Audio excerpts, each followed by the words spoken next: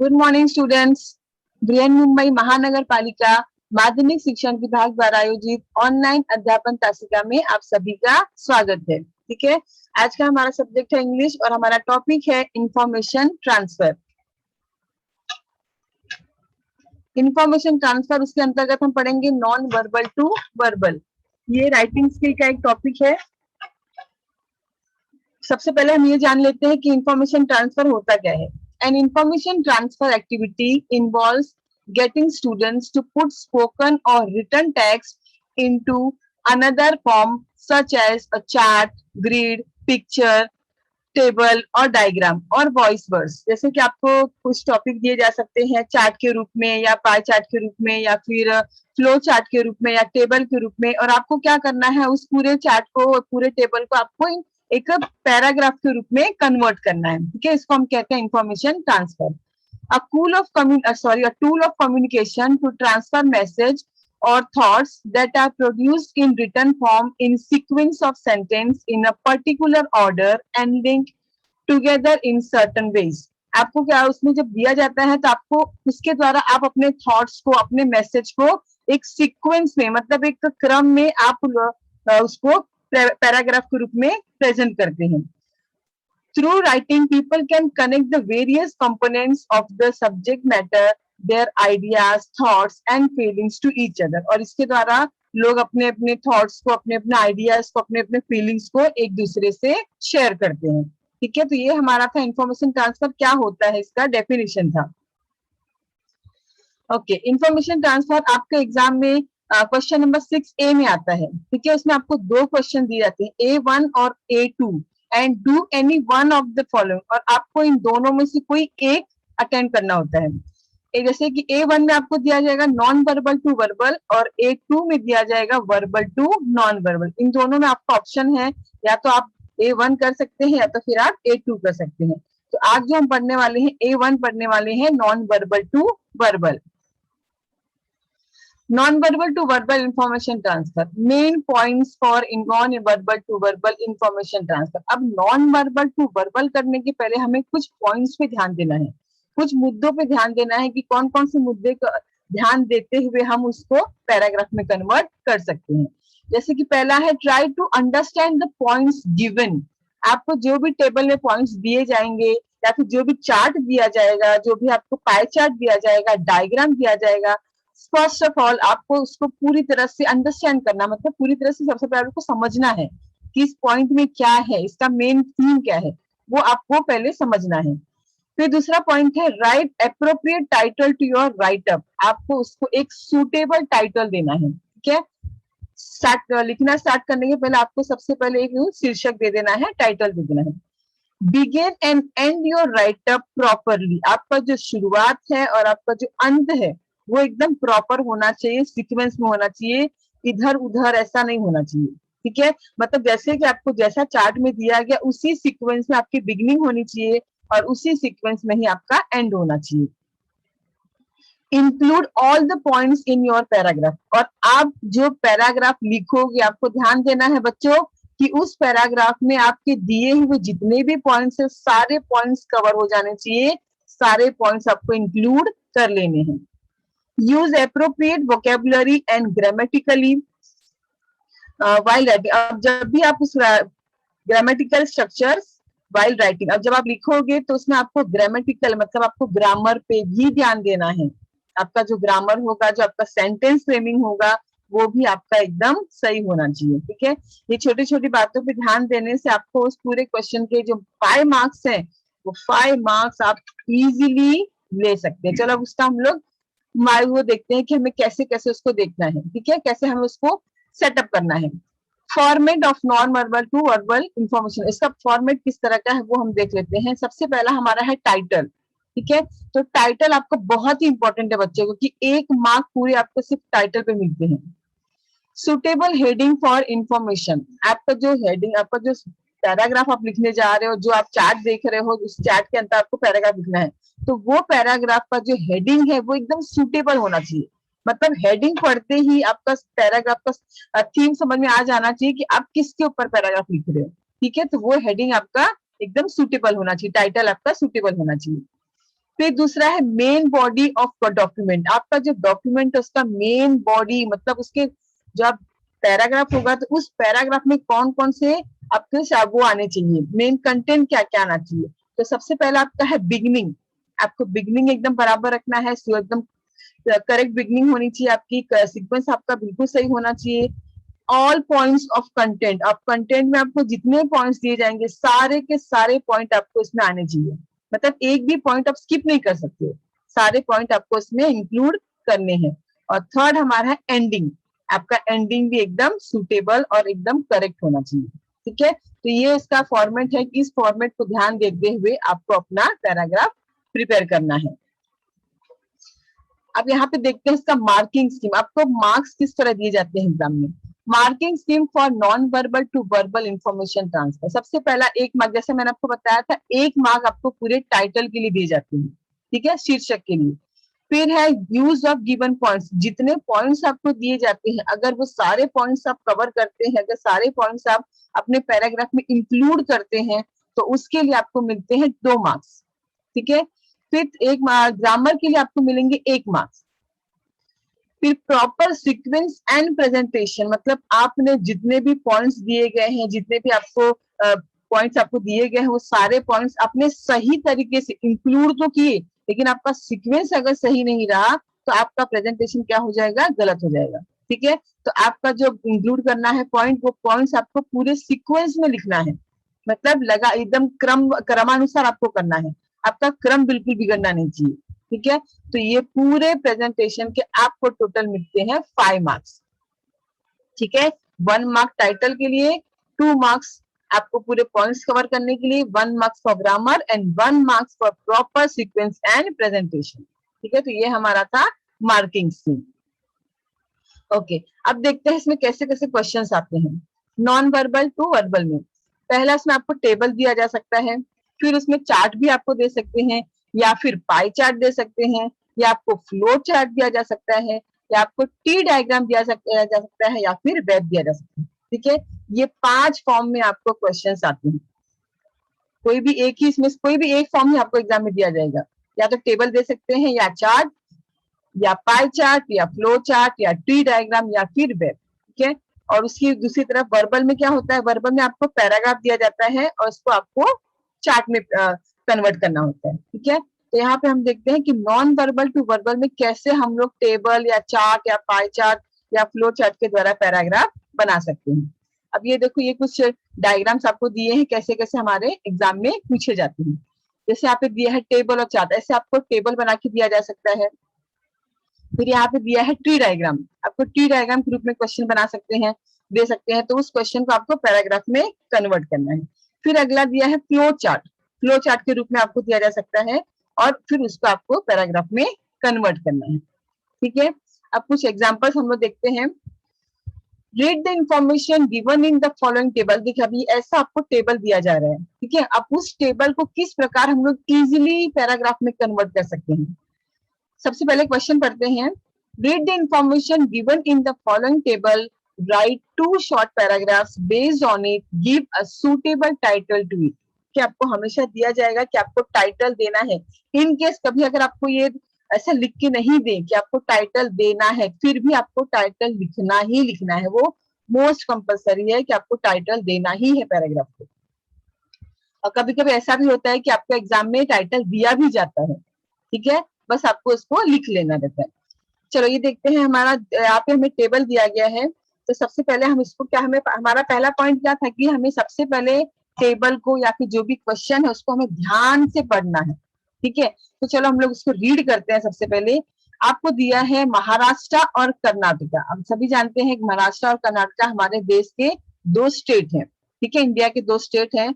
अब इनमें कंपैरिजन किया हुआ है, तुलना की गई है। किन किन क्षेत्रों में तुलना की गई है, area, population, capital, language, rivers, crops and major cities. ठीक है, अब एरिया मतलब क्षेत्रफल, महाराष्ट्र का क्षेत्रफल कितना है, कर्नाटका का क्षेत्रफल कितना है।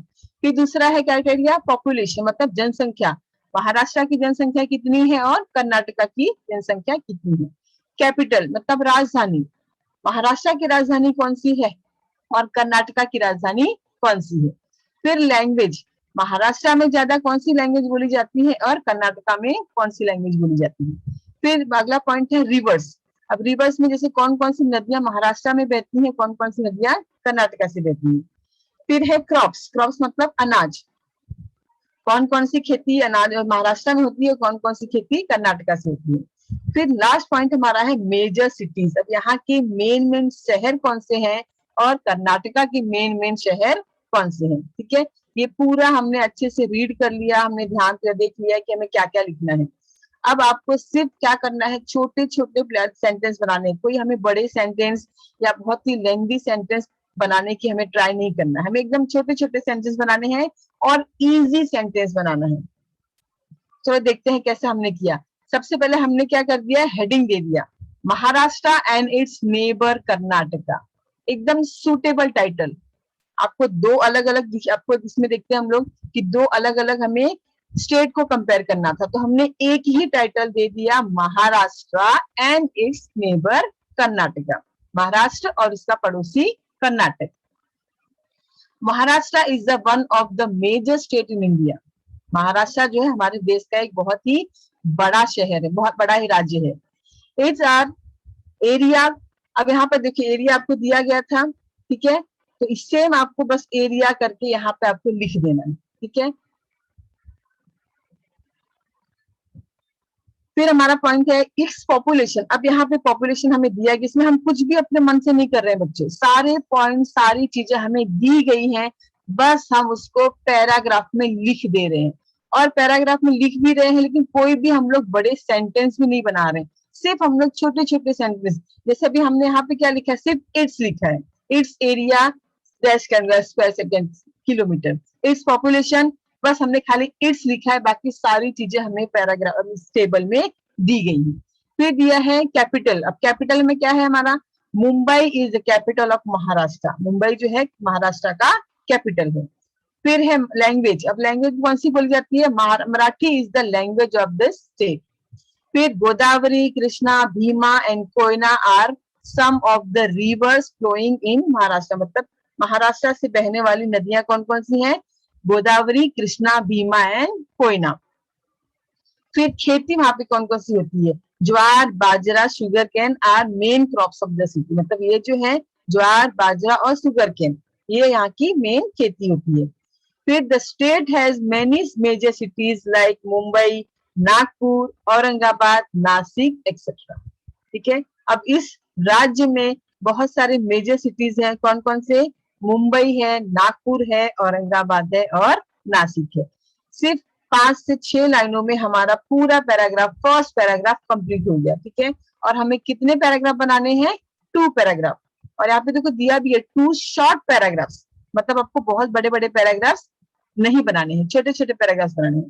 ठीक है, अब हमने ये महाराष्ट्र का कंप्लीट किया और सेम हमें कर्नाटका का भी करना है। ये देखिए, Karnataka is the neighbouring state of Maharashtra.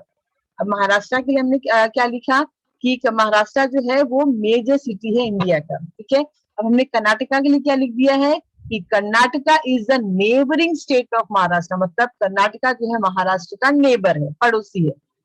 It's area is, अब देखो इसका एरिया भी दिया गया है और महाराष्ट्र का एरिया भी हमने लिखा, बस खाली आपको उस एरिया को स्क्वायर किलोमीटर में लिख देना है और वो सारा आपको लिख के दिया हुआ है। इट्स पॉपुलेशन, अब इसका पॉपुलेशन कितना है, जनसंख्या कितनी है, वो हमें दिया गया है, बस हमने उसको इसमें डाल दिया है। फिर Bangalore is the capital of Karnataka. अब बेंगलोर जो है यहाँ का कैपिटल है, मतलब यहाँ की राजधानी है। Kannada is the language of this state. अब यहाँ की भाषा कौन सी बोली जाती है, कन्नड़ा। ठीक है, फिर यहाँ से नदियां कौन कौन सी बहती हैं, Tungabhadra, Kaveri are the main rivers. यहाँ की जो मुख्य नदियां हैं वो है Tungabhadra and Kaveri. And jowar, tea and rubber, यहाँ की खेती कौन कौन सी है, jowar, tea and rubber are the main crops of Karnataka. अब यहाँ पे पूछा है main cities, Mangalore, Hubli, Dharwad are the main cities of this state. अब यहाँ पे हम देखते हैं कि यहाँ पे हमारे सारे पॉइंट्स कवर हुए कि नहीं। ठीक है, एरिया कहा गया था, हमने एरिया लिख दिया, पॉपुलेशन लिख दिया, कैपिटल लिख दिया, लैंग्वेज लिख दिया, रिवर्स लिख दिया, क्रॉप्स लिख दिया और मेजर सिटीज भी लिख दिए। मतलब हमारे सारे पॉइंट्स यहाँ पर कवर हो चुके हैं। ठीक है, हमने टाइटल भी दे दिया, हमने सारे पॉइंट्स भी कवर कर दिए और हमारा ग्रामेटिकल सेंटेंस फ्रेमिंग भी एकदम बराबर हो गया। ठीक है, तो अगर इस तरह हम करते हैं बच्चों तो हमें 5 नंबर पूरे के पूरे इसमें मिल सकते हैं।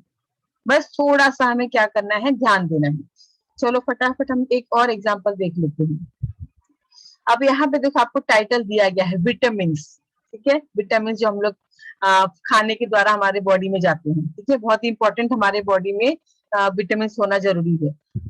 अब यहाँ पे देखते हैं हमें क्वेश्चन क्या दिया है।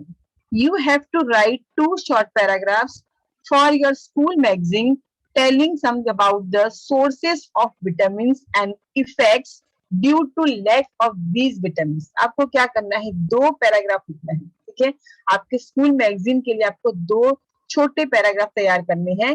पहले में क्या देना है, सोर्सेस ऑफ विटामिन, मतलब विटामिन हमें कहाँ कहाँ से प्राप्त होते हैं। ठीक है, और दूसरा क्या पैराग्राफ में लिखना है, effects due to lack of these vitamin, मतलब अगर ये विटामिन हमारे बॉडी में नहीं होते हैं या फिर ये विटामिन हमारी बॉडी में कम हो जाते हैं तो उसका हमारे बॉडी पे क्या इफेक्ट पड़ेगा, तो ये हमें दूसरे पैराग्राफ में लिखना है।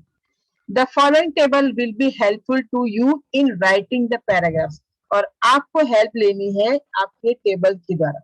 ठीक है, टेबल आपको दिया हुआ है। टेबल में क्या है, पहला फर्स्ट हमारा दिया है विटामिन, कौन कौन से विटामिन होते हैं इसके बारे में बताया गया। दूसरा दिया है देयर सोर्सेस, मतलब उसके स्रोत कहाँ से पाए जाते हैं। ठीक है, जैसे विटामिन ए है, विटामिन बी है, विटामिन सी, विटामिन डी। तो विटामिन ए हमें कहाँ कहाँ से मिलता है, विटामिन बी कहाँ से मिलता है, विटामिन सी कहाँ से मिलता है और विटामिन डी कहाँ से मिलता है। फिर नेक्स्ट हमारा है effects due to their deficiency, मतलब अगर वो हमारी बॉडी में कम हो जाता है तो उसका इफेक्ट क्या होता है हमारी बॉडी पे। ठीक है, तो ये 4 इफेक्ट हमारे यहाँ पे दिए गए हैं। ठीक है, विटामिन ए से क्या इफेक्ट हो सकता है, अगर हमारी बॉडी में विटामिन ए न जाए, विटामिन बी न जाए, विटामिन सी न जाए या विटामिन डी न जाए। तो ये जो है आपको 2 पैराग्राफ में पूरा पॉइंट कवर कर लेना है। ठीक है, सिर्फ 2 शॉर्ट पैराग्राफ। ठीक है, ध्यान से हमने देख लिया कि हमें 4 विटामिन दिए हैं, उनके सोर्सेज दिए हैं और उनके डिफरेंस दिए कि क्या अगर हमारी बॉडी में कम हो जाएंगे तो उसका क्या इफेक्ट हो सकता है। अब चलो इसको हम लोग पैराग्राफ में देखते हैं। पहला पैराग्राफ हमने मेन पहले हेडिंग दे दिया विटामिन। ठीक है, विटामिन हमने हेडिंग दे दिया। अब हमने पैराग्राफ के अंदर भी 2 पॉइंट बना दिए, 2 हेडिंग बना दी। पहला हेडिंग है सोर्सेस ऑफ विटामिन। ठीक है, कि हमारा जो विटामिन है उसके सोर्सेस क्या है। Vitamin are mainly of 4 types, main जो होते हैं 4 प्रकार के विटामिन होते हैं, A B C and D. You will vitamin A from milk, butter and eggs. अब पहला हमें देखना है कि विटामिन ए हमें कहाँ कहाँ से प्राप्त हो सकता है, तो कहाँ से प्राप्त हो सकता है, दूध के द्वारा, बटर के द्वारा और अंडों के द्वारा। ठीक है, ये हमारा सोर्स है विटामिन ए का।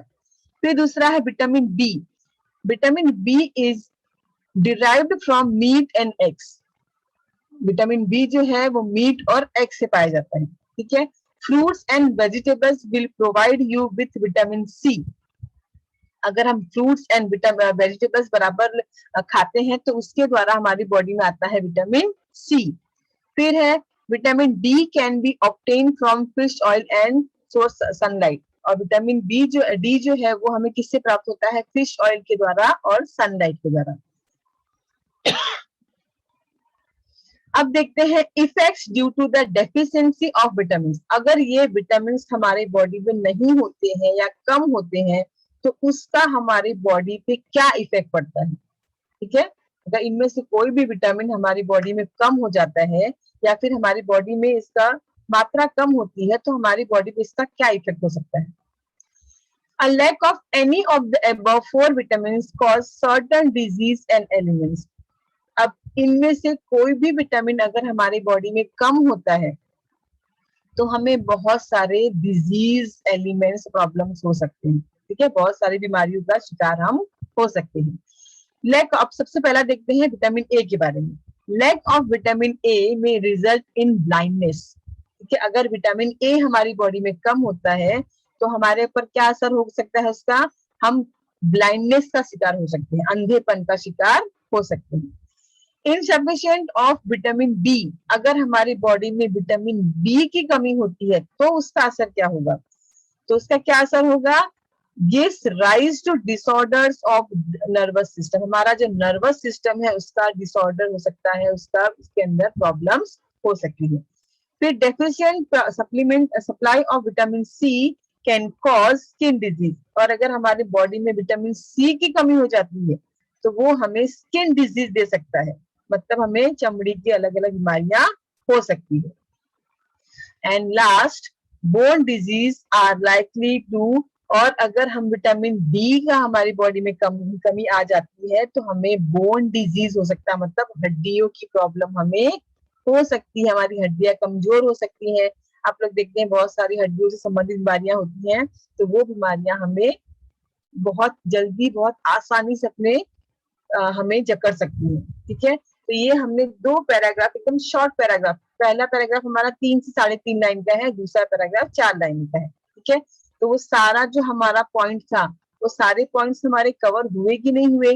विटामिन हमारे चारों आ गए, सोर्सेज भी हमने सब बता दिए, and effects due to their be deficiency भी हमने बता दिया, और एज वेल एज हमने एक सुटेबल टाइटल भी दे दिया है। ठीक है, तो मतलब ये हमारा पूरा पैराग्राफ कंप्लीट हो गया विद इन शॉर्ट पैराग्राफ। मतलब हमें कैसा कहा गया था, हमें टाइप दिया गया था ना इंस्ट्रक्शन में कि आपको शॉर्ट पैराग्राफ बनाने हैं, 2 पैराग्राफ बनाने हैं, और वो दोनों पैराग्राफ में ऐसे 2 पॉइंट्स पूरे कवर हो जाने चाहिए। ठीक है, तो हमने सारे पॉइंट्स कवर कर लिए, इसमें कोई भी पॉइंट हमारा इसमें छूटा नहीं है। ठीक है, चलो एक एग्जाम्पल और देखते हैं हम लोग। अब यहाँ पे दिया है family tree. Write the description of your family with the help of the family tree given below. अब आपको एक ट्री बना के दिया है, ठीक है, खाली ट्री है, वो आपको सिर्फ उसको फिल करना है। ठीक है, फैमिली ट्री, सबसे पहले इसमें दिया है सरनेम, मतलब आपका जो सरनेम है वो अभी आप उसको इसमें मेंशन करना है। ठीक है, अब देखो ट्री डायग्राम में क्या क्या दिया है, paternal grandfather, paternal grandmother, maternal grandfather and maternal grandmother, मतलब आपके दादा दादी नाना नानी। पैटर्नल ग्रैंडफादर मतलब दादा, और पैटर्नल ग्रैंडमदर मतलब दादी। मैटरनल ग्रैंडफादर मतलब नाना, और मैटरनल ग्रैंडमदर मतलब नानी। तो ये पूरी फैमिली, मतलब आपके दादा की फैमिली से, आपके पापा की फैमिली से, और आपकी मम्मी की फैमिली से कितने मेंबर्स हैं वो सारा आपको इसमें इंक्लूड करना है। ठीक है, जैसे आपके uncles, aunts, your father, your mother, your uncles and your father, मतलब पैटर्नल की तरफ से आपके फादर, उनके कितने ब्रदर सिस्टर्स हैं, फिर मैटरनल की तरफ से आपकी मदर, उनके कितने ब्रदर्स और सिस्टर्स हैं। ठीक है, और फिर लास्ट में आपको दिया है कि उनके कितने मतलब आपके कितने कजिन्स हैं, तो वो सारी चीजें आपको इस फैमिली ट्री में क्या करनी है, इंक्लूड कर देनी है। आपको इसमें कुछ भी लिख के नहीं दिया है, सारा चीज आपको खुद तैयार करना है। ठीक है, बस आपको पॉइंट्स दे दिए कि ये पॉइंट्स उसमें आ जाने चाहिए, सिर्फ आपको एक पॉइंट्स का टाइटल दे, जैसे पैटर्नल की तरफ से आपको बता देना है, मैटरनल आप बता देना है, आपको उनके कितने अंकल हैं, कितने आंट्स हैं, वो सब सारी चीजें आपको इसमें बता देनी है। चलो देखते हैं थोड़ा। आई have 2 pairs of grand parents, हो गया 2 पेयर्स, एक ना दादा और एक नाना की तरफ। ठीक है, एक मैटरनल और एक paternal. Mrs and Mr Chaudhary from my father side and Mr Chauhan from my mother side. अब देखो दोनों जन का नाम बता दिया, मिस्टर एंड मिसेस चौधरी ये फादर के साइड के हैं, और मिस्टर चौहान जो है वो मदर के साइड के हैं। My maternal grandmother is no more. अब जैसे कि पहला बताया गया था मिसेस एंड मिस्टर चौधरी, मतलब उसमें दादा और दादी दोनों आ गए, लेकिन नीचे वाले में जो दिया है मिस्टर चौहान, मतलब यहाँ पे सिर्फ नाना है, नानी नहीं है। क्योंकि आगे देखो दिया गया my maternal grandmother is no more, all my grandparents are alive, और जितने भी मेरे ग्रैंड पेरेंट्स हैं except my maternal grandmother all are alive, मतलब सभी लोग जीवित हैं। I have 2 paternal uncles but no aunts from my father side, मतलब 2 अंकल हैं लेकिन उनके आंट सभी नहीं है। And 2 brothers, my mother has 2 brothers and sister. देखो जैसे आपको बताया गया है यहाँ पे कि आपके मदर के साइड पे कितने हैं, आपके फादर के साइड पे कितने हैं, तो ये सारी चीजें आपको इसमें बतानी है कि आपके कितने मामा है, कितने चाचा है, कितनी मौसी है, कितनी बुआ है, वो सारी इसमें आपको इंक्लूड कर देना है। और आपको पता है बुआ हो, मामी हो, सबको आंटी कहते हैं, ठीक है। तो इसमें आपको ज्यादा सोचने की जरूरत है, आप आंट लिखोगे तो भी इसमें सारे इंक्लूड हो जाएंगे, आपके मामा मामी, चाचा चाची, मौसा मौसी, सब इसके अंदर अंकल और आंट में सब आ जाते हैं, ठीक है। फिर यहाँ पे अगला दिया है ऑल आर मैरिड, मतलब जितने भी मेरे अंकल और आंट हैं सब मैरिड हैं। माई नेम इज कपिल, अब आपको अपने बारे में बताना है कि आपका नाम क्या है। Then my name is Kapil and I have two sisters name Kavita and Kalpana, मेरी दो बहनें हैं जिनका नाम है कविता और कल्पना। And all my maternal uncles and paternal uncles are married and so I have many cousins.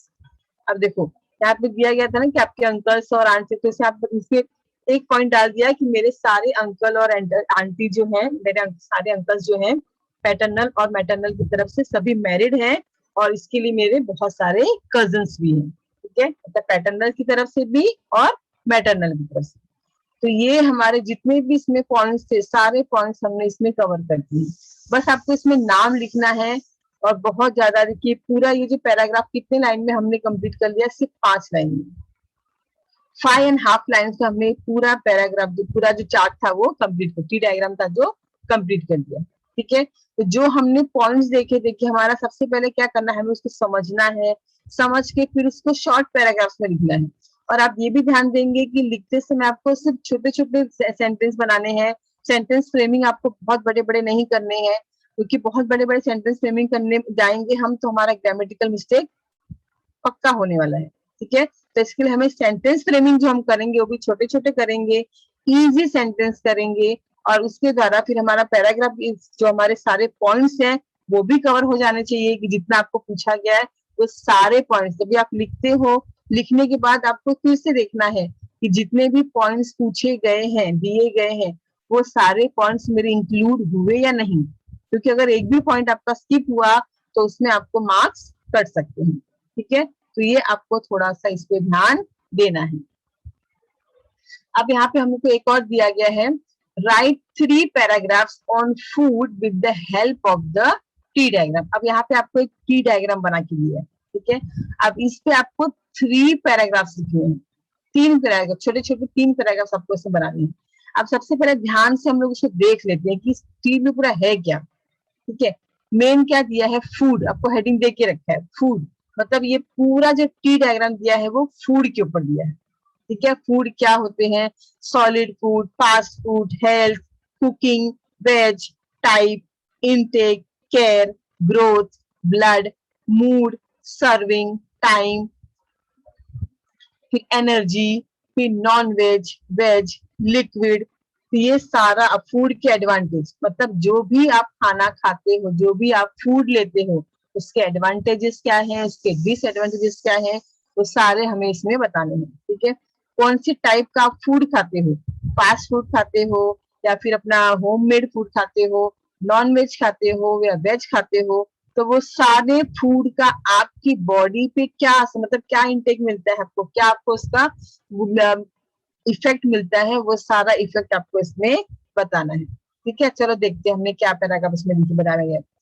Foods gives us energy for day to day activities, energy point दिया गया था इसमें, क्योंकि फूड क्या करता है, हमें डे टू डे एक्टिविटीज, मतलब एक्टिविटीज करने के लिए, कार्य करने के लिए हमें फूड बहुत जरूरी है, क्योंकि फूड के द्वारा ही हमें बॉडी में एनर्जी मिलती है। It also helps in growth, growth भी दिया है आपको point. To maintain good health we should be careful about our food intake, मतलब हमें अपने बॉडी को मेंटेन करने के लिए, बॉडी पे हेल्दी रहने के लिए हमें क्या करना है, फूड को केयरफुली देखना है, क्या फूड हम खा रहे हैं। Our diet should include all types of, मतलब आपके डाइट में सारे टाइप के फूड्स आने चाहिए। Eating more of vegetables and fruit is always always good for health, और उसमें ये भी कहा गया है कि ज्यादा से ज्यादा सब्जियां और फ्रूट्स खाना हमारे हेल्थ के लिए बहुत ज्यादा अच्छा है। Non vegetarian food is fast can increase stress, we should avoid fast food as far as possible, जितना हो सकता है उतना हमें फास्ट फूड से क्या करना है, दूरी बना के रखनी है, क्योंकि ये जो फास्ट फूड है वो हमारी बॉडी को बहुत ही हार्म पहुंचाते हैं, over cooking of food is a good, मतलब जो हमारा जो घर में बनाया जाता है खाना, वो हमारे लिए सबसे बेस्ट होता है, ठीक है। सेकेंड पैराग्राफ में क्या डाला हमने, we should also be careful about the time we eat. देखो ये जितने भी पॉइंट आपको इसमें पैराग्राफ में बताया, सारा इसमें दिया गया, सिर्फ आपको सेंटेंस बना के डालना है, छोटे छोटे सेंटेंस बनाने हैं, लेकिन ध्यान देना है कि सारे पॉइंट्स इसमें कवर हो जाए। Eating heavy meals 4 times a day good, मतलब आपको कम से कम दिन में 4 बार थोड़ा थोड़ा खाना चाहिए। Breakfast should be the best meal, और सबसे बेस्ट मील जो हमारा होता है ब्रेकफास्ट होता है, मतलब सुबह सुबह जो हम खाते हैं ब्रेकफास्ट, वो सबसे बेस्ट होता है हमारी बॉडी के लिए। This gives us energy to work all day, और ये जो है हमारी बॉडी को फुल टाइम एनर्जी देता है काम करने के लिए। Serving food is also an art, देखो सर्विंग पॉइंट भी दिया है हमें कि फूड सर्व करना वो भी एक बोलते हैं ना कला है। When food is served, it should appear pleasing to the eye, मतलब जब आप फूड सर्व करते हो तो फूड का सर्व करने का जो टेक्निक होता है, जो तरीका होता है, वो हमें आईज को प्लेजेंट देता है, मतलब हमारी आंखों को भी खुशियां देता है। One should eat in a good mood, और अगर कितना भी खराब मूड हो, लेकिन अगर हम अच्छे से प्रेजेंटेशन देखते हैं, खाने का अच्छा सर्विंग देखते हैं, तो हमारा मूड भी क्या हो जाता है, अच्छा हो जाता है। Having liquids like water or juices during meals is not good. खाना खाते समय पानी पीना या जूस पीना ये अच्छा नहीं है। क्यों अच्छा नहीं है? डाइजेशन के लिए अच्छा नहीं है। And one should not eat with great speed, और खाना कभी भी बहुत ही जल्दी जल्दी या स्पीड में नहीं खाना चाहिए। फिर दिया है it if one follows all these simple rules one will keep healthy always, अगर आप इन छोटे छोटे सिंपल रूल्स को फॉलो करके खाना खाते हैं तो आप एक हेल्दी लाइफ जी सकते हैं, आपका हेल्थ अच्छा रह सकता है। टाइम पर खाना, अच्छा खाना, ये सारी चीजें जितने इसमें दिए गए हैं, अगर इन बातों पर ध्यान देते हैं आप लोग अपने खाने के टाइम पे, तो आपका हेल्थ अच्छा रह सकता है, ठीक है। तो ये पूरा जो हमने यहाँ पे दिया था, सारा पॉइंट्स हमारा इसमें कवर हो चुका है। हमने एडवांटेजेस बता दिए कि अच्छा खाने के क्या एडवांटेजेस होते हैं, टाइम पे खाने के क्या एडवांटेजेस होते हैं, ठीक है। फिर ये ब्लड अब किस तरह हमारा, जब खाना अगर प्रॉपर रहा तो हमारा ब्लड सर्कुलेशन कैसा हो सकता है, हमारा हेल्थ कैसा होता है, तो ये सारी चीजें हमारी इसमें कवर होनी चाहिए थी, और सारे पॉइंट्स हमारे इसमें कवर हो चुके हैं, ठीक है। तो आपको बस थोड़ा सा ध्यान देना है, जो हमने स्टार्टिंग में पॉइंट्स देखे थे, ये पॉइंट्स हमारे इसमें थोड़ा सा खाली आपको देखना है कि ये सारे पॉइंट्स इसमें आ रहे हैं कि नहीं, ठीक है। जो हमने यहाँ पे दिया था try to understand the points, मतलब आपके पॉइंट्स जो भी दिए हैं उसको समझना है, क्योंकि देखो बच्चों अगर आप समझोगे नहीं पॉइंट्स को तो आप उस पॉइंट्स को पैराग्राफ में लिख नहीं पाओगे, ठीक है। फिर राइट अप्रोप्रिएट टाइटल, टाइटल भी आपको हर जगह देना ही देना है।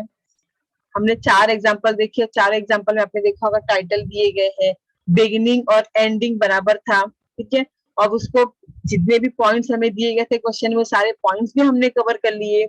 एंड एप्रोप्रिएट वोकेबुलरी, हमने जहां यूज था, जहां पे जरूरी था, वहां पे हमने वोकेबुलरी भी यूज की, ग्रामेटिकल स्ट्रक्चर पे भी हमने ध्यान दिया लिखते समय, ठीक है। तो ये छोटे छोटे पॉइंट्स पे हम ध्यान दे के अपना एक अच्छा पैराग्राफ प्रिपेयर कर सकते हैं, और we can easily get 4 to 5 marks.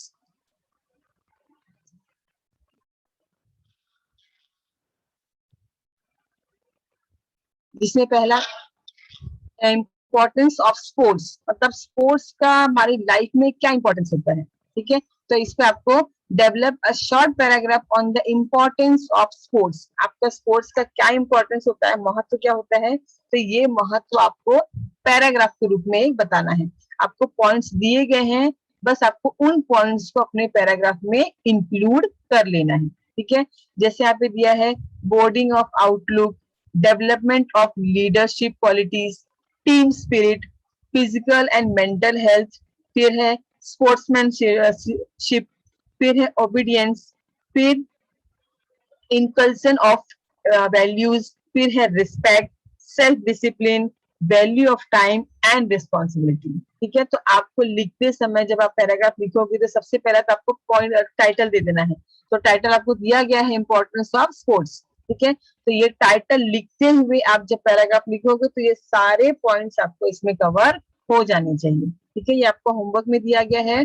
और एक दूसरा होमवर्क आपको दिया है, advantages of watching TV. Important हमारा इंटरेस्टिंग टॉपिक है, टीवी देखने के क्या क्या फायदे हो सकते हैं। ठीक है, अब देखो इसमें आपको हेडिंग तो आप लिख लोगे, क्या हेडिंग आपका आ जाएगा, एडवांटेजेस ऑफ टीवी, ये हमारा हेडिंग हम दे सकते हैं। ठीक है, फिर इसमें कौन कौन से पॉइंट्स आपको कवर करने हैं, नॉट एन इडियट बॉक्स, जैसा कहा जाता है टीवी को इडियट बॉक्स। ठीक है, तो आपको उसको क्या करना है, गलत साबित करना है कि टीवी एक इडियट बॉक्स नहीं होता, उसके क्या क्या फायदे होते हैं वो आपको इसमें बताने हैं। टाइम मैनेजमेंट, कि अगर आप टाइम मैनेजमेंट करके टीवी देखोगे तो उसके फायदे आपको हो सकते हैं। Health and fitness tips, need of entertainment, up to date knowledge of the world, knowledge of the current issues, news items for developing English language and curriculum work for programs। तो ये आप एडवांटेजेस आप TV के बता सकते हैं। तो इसके थ्रू आप अपना पैराग्राफ 5 से 6 लाइनों का पैराग्राफ आपको इसमें तैयार करना है। ठीक है, टाइटल आपको दिया गया है। तो ये दोनों आपका जो है वो होमवर्क के लिए है। बच्चों अब आपको क्वेश्चंस करने हैं। टॉपिक पढ़ा, हमारा इंफॉर्मेशन ट्रांसफर था। इंफॉर्मेशन ट्रांसफर हमें 5 नंबर के लिए एग्जाम में पूछा जाता है। ठीक है, देखो ये बच्चों जो आपको क्वेश्चन नंबर 6 होता है, क्वेश्चन नंबर 6 में A1 और A2 करके आपको 2 क्वेश्चन दिए जाते हैं। उसमें एक question non verbal to verbal और एक क्वेश्चन आता है वर्बल टू नॉन वर्बल। ठीक है, ये आपको टोटल 5 मार्क के लिए आता है। जैसा कि आप लोग देख रहे हैं, आपको 4 का पॉइंट टेबल है। पॉइंट टेबल से 1 नंबर आपको टाइटल के लिए, फिर गिवन पॉइंट्स का पूरा इंक्लूड करने के लिए 2 नंबर, 1 नंबर ग्रामर और 1 नंबर सीक्वेंस के लिए। ठीक है, तो ये पूरे पॉइंट अगर आप लोग कवर करते हैं तो आपको 5 के 5 नंबर इसमें दिए जा सकते हैं। और ये आपको अलग अलग फॉर्म में दिया जाता है क्वेश्चन, जैसे टेबल में दे सकते हैं, चार्ट में, पाई चार्ट में, फ्लो चार्ट में, टी डायग्राम, वेब, किसी भी तरह से आपको ये क्वेश्चन पूछा जा सकता है। और आपको करना क्या है, इस पूरे जैसे आपको चार्ट यहाँ पे दिख रहा होगा, ठीक है, टेबल है, चार्ट है, टी डायग्राम है, फ्लो चार्ट है, ये सारा एग्जाम्पल हमने अभी देख लिया है। ठीक है, तो ये आपको ऐसे दिया जाएगा और इसके अंतर्गत आपको क्या करना है, इसको पढ़ते हुए, इसको ध्यान देते हुए आपको पैराग्राफ में उसको कन्वर्ट करना है, जैसे कि हमने 4 एग्जाम्पल्स में देखे हैं। ठीक है, तो ये चारों एग्जाम्पल्स के द्वारा आप उसको करके, और फिर लास्ट में हमने जो 2 होमवर्क दिए हैं, तो ये आपको 2 होमवर्क करने हैं। पहले में इंपॉर्टेंस ऑफ स्पोर्ट्स दिया है और दूसरे में एडवांटेजेस ऑफ टीवी दिया है। तो इसके द्वारा आप इस चार्ट का यूज करके, इस एग्जांपल्स का यूज करके आप अपना ये दोनों एग्जांपल होमवर्क भी इजीली कर सकते हैं। जितना प्रैक्टिस करेंगे बच्चे उतना ज्यादा आपको ये आसानी से आ सकता है। और 5 नंबर के लिए क्वेश्चन है ये, तो ये बहुत ही इजीली आप 5 नंबर एग्जाम में ले सकते हैं। ठीक है, बस थोड़ा सा आपको केयरफुल रहना है, थोड़ा सा आपको अटेंशन लगाना है इस पे। जैसे कि मैंने आपको दिए थे ये 5 पॉइंट आपको ध्यान देने हैं कि सबसे पहले आपको पैराग्राफ पूरी अच्छी तरह से पढ़ना है पैराग्राफ को। ठीक है, आपको टाइटल देना है, आपका बिगिनिंग और एंडिंग एकदम प्रॉपर होना चाहिए, और जितने पॉइंट्स आपको दिए जाएंगे वो सारे पॉइंट्स आपको उसमें कवर करने हैं। और आपका जो ग्रामेटिकल स्ट्रक्चर है वो आपको ध्यान से सही लिखना है। ठीक है, तो ये बातें ध्यान देके आप आसानी से 5 पॉइंट पे ध्यान देंगे तो इजीली आप 5 नंबर इसमें से ले सकते हैं। ठीक है, समझ में आया सभी बच्चों को? आई होप आपको लेक्चर समझ में आया होगा। ठीक है, 2 होमवर्क आपको दिए